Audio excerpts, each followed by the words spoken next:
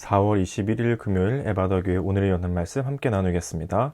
사도신경으로 신앙 고백 드리겠습니다. 나는 전능하신 아버지 하나님 천지의 창조주를 믿습니다. 나는 그의 유일하신 아들 우리 주 예수 그리스도를 믿습니다. 그는 성령으로 잉태되어 동정녀 마리아에게서 나시고 본디오 빌라도에게 고난을 받으사 십자가에 못 박혀 죽으시고 장사된 지 사흘 만에 죽은 자 가운데서 다시 살아나셨으며 하늘에 오르시어 전능하신 아버지 하나님 우편에 앉아 계시다가 거기로부터 살아있는 자와 죽은 자를 심판하러 오십니다. 나는 성령을 믿으며 거룩한 공교회와 성도의 교제와 죄를 용서받는 것과 몸의 부활과 영생을 믿습니다. 아멘. 오늘 함께 보실 말씀은 다니엘 4장 19절부터 27절까지 말씀입니다. 다니엘서 4장 19절부터 27절까지의 말씀을 같이 읽겠습니다. 벨드사살이라 이름한 다니엘이 한동안 놀라며 마음으로 번민하는지라 왕이 그에게 말하여 이르기를 벨드사살아 너는 이 꿈과 그 해석으로 말미암아 번민할 것이 아니니라. 벨드사살이 대답하여 이르되 내 주여 그 꿈은 왕을 미워하는 자에게 응하며 그 해석은 왕의 대적에게 응하기를 원하나이다. 왕께서 보신 그 나무가 자라서 견고하여지고 그 높이는 하늘에 닿았으니 땅끝에서도 보이겠고 그 잎사귀는 아름답고 그 열매는 많아서 만민의 먹을 것이 될 만하고 들짐승은 그 아래에 살며 공중에 나는 새는 그 가지에 깃들었나이다. 왕이여 이 나무는 곧 왕이시라. 이는 왕이 자라서 견고하여지고 창대하사 하늘에 닿으시며 권세는 땅끝까지 미치심이니이다. 왕이 보신즉 한 순찰자 한 거룩한 자가 하늘에서 내려와서 이르기를 그 나무를 베어 없애라. 그러나 그 뿌리의 그루터기는 땅에 남겨두고 쇠와 독줄로 동이고 그것을 들풀 가운데에 두라. 그것이 하늘 이슬에 젖고 또 들짐승들과 더불어 제 몫을 얻으며 7대를 지내리라 하였나이다. 왕이여 그 해석은 이러하니이다. 곧 지극히 높으신 이가 명령하신 것이 내 주 왕에게 미칠 것이라. 왕이 사람에게서 쫓겨나서 들짐승과 함께 살며 소처럼 풀을 먹으며 하늘 이슬에 젖을 것이요 이와 같이 7대를 지낼 것이라. 그때 지극히 높으신 이가 사람의 나라를 다스리시며 자기의 뜻대로 그것을 누구에게든지 주시는 줄을 아시리이다. 또 그들이 그 나무 뿌리에 그루터기를 남겨두라 하였은즉 하나님이 다스리시는 줄을 왕이 깨달은 후에야 왕의 나라가 견고하리이다. 그런즉 왕이여 내가 아뢰는 것을 받으시고 공의를 행함으로 죄를 사하고 가난한 자를 긍휼히 여김으로 죄악을 사하소서. 그리하시며 왕의 평안함이 혹시 장구하리이다 하니라. 아멘. 오늘 말씀은 다니엘이 느부갓네살 왕의 꿈을 해석하고 있는 내용이 담겨져 있습니다.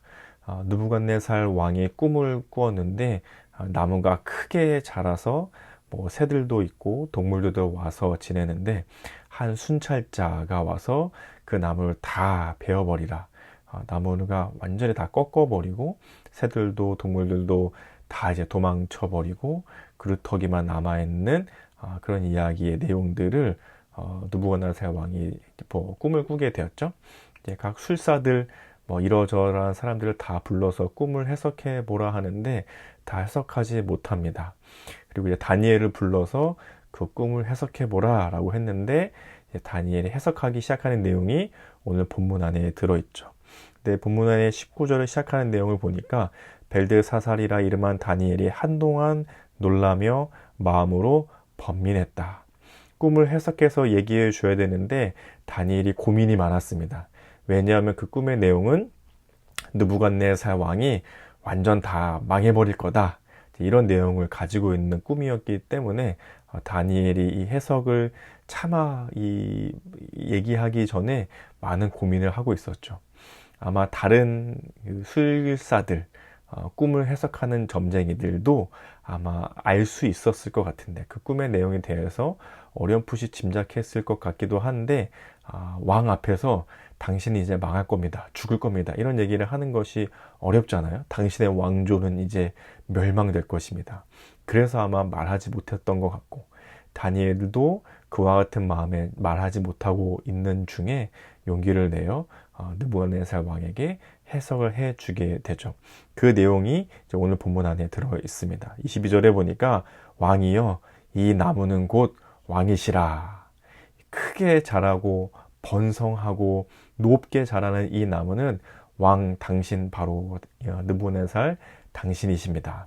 그런데 순찰자가 23절에 보니까 왕이 보신즉 한 순찰자 한 거룩한 자가 하늘에서 내려와서 이르기를 그 나무를 베어 없애라. 그 나무가 이제 다 꺾여 버릴 것이다. 이런 내용들을 담고 있죠. 왜냐하면 24절부터 해석을 합니다.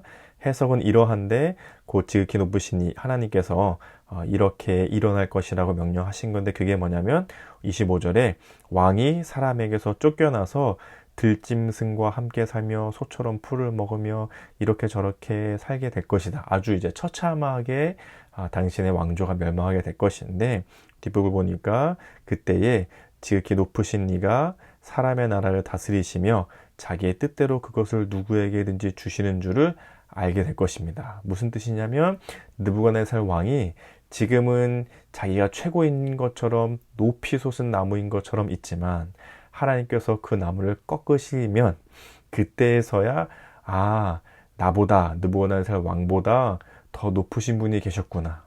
하나님, 내가 아니라 나를 다스리시는 하나님이라는 존재가 계셨구나를 그때에서야 알게 되실 겁니다. 라고 다니엘이 해석한 내용을 전하고 있는 거죠. 오늘의 이 본문을 보고 있으면서 우리가 다니엘을 통해 함께 살펴볼 수 있는 내용은, 우리도 어떻게 저렇게 다니엘처럼 꿈을 해석하는 신통방통한 능력을 가질 수 있을까가 아니라, 다니엘은 어떻게 저렇게 담대하게 하나님의 말씀을 다른 점쟁이들, 다른 술객들, 술사들은 할 수 없었던 담대하게 전하고 있는 저 내용을 왕 앞에서 다니엘은 이야기할 수 있었을까? 아마도 다니엘은 알고 있었겠죠. 느부갓네살 왕이 온 천지를 다스리시는 왕이 아니라 그보다 더 위에 계신 분, 하나님께서 계시고, 더 천지의 주제이신 분이 계시고, 더 능력이 높으신 분, 바로 하나님이 다스리고 계시다는 사실을 아마도 다니엘은 마음 깊숙이 알고 있었을 것이고, 자기가 지금 느부갓네살 왕 앞에서 느부갓네살 왕이 멸망한다는 하나님의 말씀을 전한다 하더라도 하나님께서 자신을 다스려 주실 것이라는 신뢰의 마음을 가지고 있었을 것입니다. 그러니 다니엘이 지금 이 하나님의 말씀을 느부갓네살 왕 앞에서 하고 있는 이 이야기, 곧 하나님께서 이 세상과 이 천지를 다스리고 계십니다 라는 말을 하고 있는 이 다니엘의 모습, 다니엘의 말을 통해서 하나님께서 이 세상을 다스리시고 계시는구나를 우리는 듣게 되고 보게 되고 알게 되고, 또 느부갓네살 왕과 그 시대의 인물들에게도 하나님의 다스리심이 선포되고 나눠지고 있는 것이죠. 어떨 때 우리는 가장 하나님께서 이 땅을 다스리시고 계시는구나를 볼 수 있나요? 그것을 가장 잘 보여주는 인물은 오늘 본문에서는 다니엘이었고, 그것이 신약에서는 예수님이시죠. 예수님의 모습을 보고 있으면 하나님이 이 땅을 다스리시는구나를 명확하게 볼 수 있고 알 수 있었습니다. 예수님께서 이 땅에 오셔서 병자들을 고치고 귀신을 쫓아내는 일들, 또 그분이 남겨주신 이 땅에서의 수많은 말씀들은 곧 하나님께서 이 땅을 다스리신다를 눈에 보이게, 그리고 귀로 들을 수 있게 이 땅에서 보여주신 분이 바로 예수님이셨죠. 그리고 그것이 가장 절정으로 드러나는 것이 무엇이었습니까? 바로 십자가였죠.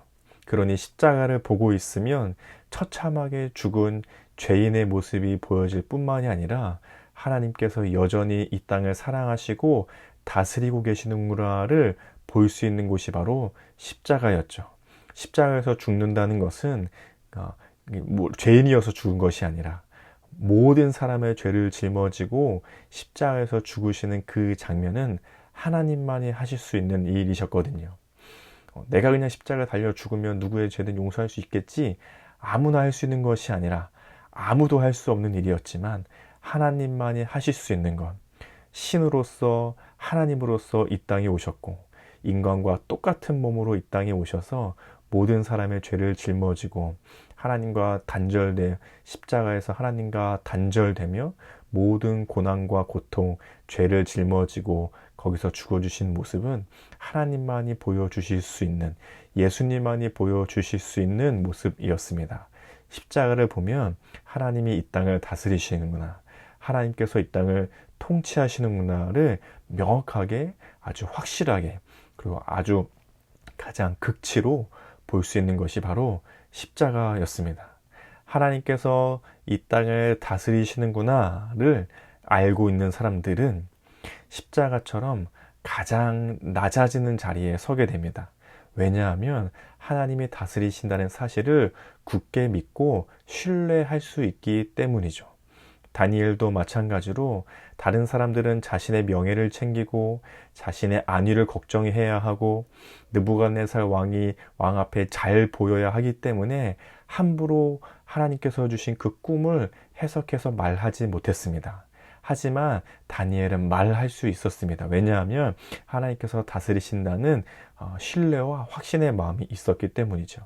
예수님께서도 십자가에 달려 죽어 돌아가실 때에 하나님이 다스리시고 통치하신다는 믿음과 신뢰의 마음으로 기꺼이 자신의 생명을 내어 십자가에 달려 돌아가셨습니다.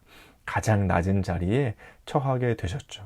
마찬가지로 이 땅을 살아가는 사람들, 지금 오늘날 이 땅을 살아가는 우리들도 하나님께서 살아계시고 이 땅을 다스리시고 통치하신다는 믿음과 신뢰의 마음이 있을 때 우리가 취할 수 있는 태도는 낮아짐의 자리로 가는 것입니다.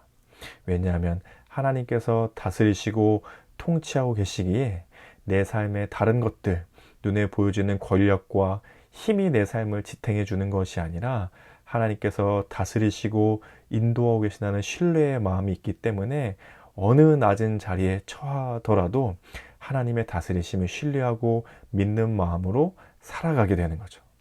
오늘 다니엘의 모습을 보고 있으면 그런 믿음과 신뢰, 하나님께서 다스리시고 통치하심을 믿고 신뢰하는 사람들이 어떠한 태도로 이 세상을 살아가는지를 보게 됩니다. 눈치 보고 다른 것에 기대야 하고 다른 힘과 권력과 이 세상의 가치를 쫓아 살아야 되는 것이 아니라 온전히 하나님을 신뢰하며 통치를 믿고 신뢰하는 사람이 용기 있게 선포하고 그 어떠한 자리에 처하든지 두려워하지 않는 모습을 보게 됩니다. 그리고 십자가에서 그 모습을 우리가 확증으로 또한 바라볼 수 있게 되죠. 그리고 오늘날에 살아가는 우리들도 그러한 자리에 처하는 것을 두려워하지 않고 용기를 얻게 하는 것이 오늘 말씀 통해서 우리가 누릴 수 있는 은혜인 것 같습니다. 낮아지는 자리, 아무도 알아주지 않는 자리, 혹은 세상에서 소외되고 손가락질을 받거나 다른 곳으로 배제될 수 있는 그 자리, 아무도 알아주지 않지만 용기 있게 하나님의 말씀을 따라 살아가고 그것이 올바른 것이라고 말하고 이야기하고 선포하며 살아가는 자들에게 하나님께서 비록 그것이 낮아짐의 자리라 할지라도 우리의 삶 가운데 함께 해주시고 동행해 주시고 여전히 우리의 삶과 이 세상을 다스리시고 계신다는 사실을 우리의 믿음과 용기로 살아갈 수 있게 되는 거죠. 이런 마음들로 오늘 우리도 하루를 살아갈 수 있으면 좋겠습니다. 다른 것을 기대하는 것이 아니라 하나님의 다스리심을 기대하는 것, 다른 것의 통치를 바라는 것이 아니라 하나님께서 이 땅과 나의 삶을 통치하고 계신다는 사실을 신뢰하는 것, 그래서 말씀대로 살아가기를 두려워하지 않고 용기 내는 것, 비록 그것이 낮아지는 자리에 처하더라도 비참한 자리에 가는 것이라 할지라도 남들이 봤을 땐 미련해 보이는 길이라 할지라도 용기를 가지고 담대함을 가지고 하나님을 신뢰하는 마음을 가지고 말씀대로 살아갈 수 있는 용기를 가지고 살아가는 하루가 되실 수 있으면 좋겠습니다. 오늘 이 말씀을 생각하시면서 함께 이렇게 기도하면 좋겠습니다. 가장 높으신 하나님의 계심을 알아 예수님을 따라 낮아짐을 두려워하지 않고 용기 있게 살아내는 믿음의 삶이 되도록 오늘 그렇게 말씀을 따라 낮아짐을 두려워하지 않고 용기 내어 말씀대로 예수님을 따라 살아갈 수 있는 하루가 되실 수 있는 그런 은혜가 있기를 축복합니다. 또 우리 가정과 교회와 나라 세계를 위해서는 이렇게 기도하면 좋겠습니다. 가정을 위해서는 어려움과 힘든 일들이 있어도 하나님께서 다스리시고 계신 가정임을 믿음으로 신뢰하도록, 또 우리 교회를 위해서는 예수님을 닮은 낮아짐의 삶을 선포하고 배우며 함께 살아가는 교회가 되도록, 우리 나라와 세계를 위해서는 소외되고 기억되지 못하는 이들에게 예수님의 소망이 나누어져 하나님의 나라가 확장되어 가도록 우리 함께 기도해 주시면 좋겠습니다. 그리고 오늘 공동체의 기도 제목은 우리 최천경 목사님을 위해서, 우리 담임 목사님 위해서 함께 기도하겠습니다. 개인의 기도 제목으로는 가까이 계신 하나님을 더 가까이 하는 한 해가 되게 하소서. 가정을 위해서는 부부는 자녀를 사랑으로 돌보고 자녀는 부모에게 순종하며 부부가 형제가 깊은 사랑을 하는 가정 되게 하소서. 또 삶의 현장을 위해서는 내게 맡겨주신 하나님 나라를 최선을 다해서 성실하게 섬겨가게 하소서. 교회를 위해서는 예수님을 닮아 자라남이 멈추지 않는 교회 되게 하소서. 사회 나라 온 세계를 위해서는 모든 갈등이 그치고 한마음 한뜻으로 사랑함이 가득한 나라 되게 하소서. 지구온난화의 위기를 넘어설 수 있는 지혜를 허락하시고 내가 할 수 있는 일들을 이루어가게 하소서. 이런 기도 제목들을 내셨는데요. 우리 최천경 담임 목사님을 생각하면서 축복하고 사랑하는 마음으로 함께 기도해 주시면 좋겠습니다. 또 교회 예배와 또 우리 성도님들 가운데 알고 계신 기도 제목들이 있으시면 중보하는 마음으로 함께 기도해 주시고 개인의 기도 제목으로 기도하신 후에 이 시간을 마치도록 하겠습니다. 함께 기도하겠습니다.